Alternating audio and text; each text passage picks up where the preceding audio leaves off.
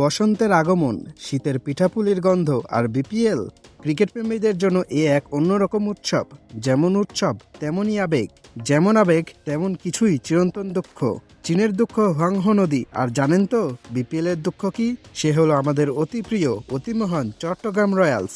আর এরা প্রতি বিপিএল এর সেই বটমার্কা দলটি, যাদের ছাড়া আমাদের বিপিএল এর মজাই যেন জমে না। যেমন ধরুন, বিরিয়ানি খাচ্ছেন আর প্লেটে একটি আলু পেলেন না, ঠিক তেমন এরা থাকে, কিন্তু থাকার মতো থাকে না। যখন অন্য ফ্র্যাঞ্চাইজিরা নিলামে নামে, মনে হয় যেন তারা ওয়ার্ল্ড কাপের ফাইনাল একাদশ তৈরি করছে। আর আমাদের চট্টগ্রাম রয়্যালস, এদের মেন টার্গেট লিস্ট দেখলে মনে হবে এই যেন পাড়ার বারোয়ারি টুর্নামেন্টের দল। অ্যাঞ্জেলো পেরেরা, শ্রীলঙ্কার নির্বাচকরাও যাকে ভুলে গেছে।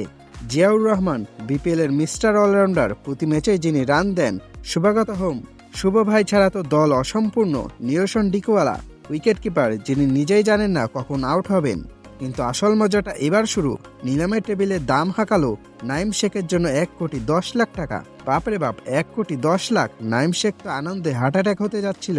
কিন্তু বিসিবি যখন অ্যাকাউন্ট খতিয়ে দেখলো, তখন জানা গেল ভাই, আমাদের অ্যাকাউন্টে পর্যাপ্ত টাকা নেই। নাইম শেখের ওই মুহূর্তের অনুভূতিটা ভাবুন। তার মনে তখন একটাই চিন্তা, দাঁড়াও, আমি কি এখন থেকে স্বাস্থ্য বীমা করব, নাকি হার্টের যত্ন নেওয়া শুরু করব? আসলে টাকা পেলে তো ক্রিকেট, না পেলে আয়ুর্বেদিক তেল মালিশ। যখন বিশ্বের বাঘা ক্রিকেটাররা চট্টগ্রাম রয়্যালসের লোগো সম্বলিত জার্সি পরার স্বপ্ন দেখছেন, ঠিক তখনই বাইরে গুঞ্জন বিসিবি নাকি এদের নিয়ে জল্পনা কল্পনায় আছে। অন্য দলগুলোর আলোচনা রাসেলকে কটা 6 মারতে দেবে, আর এদের নিয়ে আলোচনা হচ্ছে আচ্ছা, এই ফ্র্যাঞ্চাইজিটা কি এবারে বিপিএলে থাকবে? এই যেন ক্রিকেট টিম নয়, এক জলজ্যান্ত সাসপেন্স মুভি। বিসিবি নাকি এদেরকে কিক মেরে নিজেরা দায়িত্ব নিবে। আরে বাবা, আপনারা যদি খেলতেই না পারেন তবে কেন এসেছেন? এসে শুধু চট্টগ্রামের মানুষের মনটা খারাপ করে দেওয়া। চট্টগ্রামের ফ্যানেরা তো এখন রীতিমতো কেঁদে কুল পাচ্ছে না। কই আমাদের সাকিবের বরিশাল, কই আমাদের সাকিবের চট্টগ্রাম, কই আমাদের তামিমের চট্টগ্রাম, আর কই আমাদের এই গরিবের ঘোড়াহাঁস রয়্যালস?